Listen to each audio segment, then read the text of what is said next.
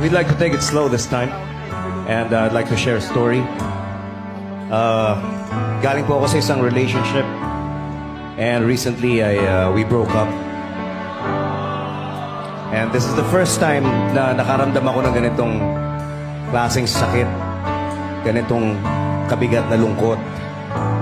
First girlfriend na minahal ko, and sa sobrang sakit, parang feeling ko hindi ko na kaya. So, ang naisip ko, I'll make a song out of this feeling na nararamdaman ko.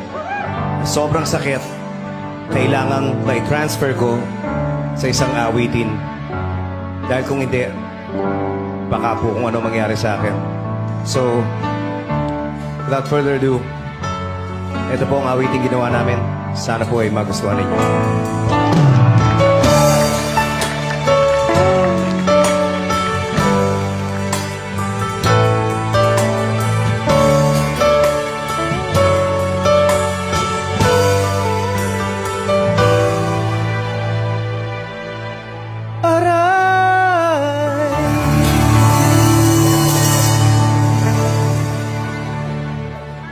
Thank you.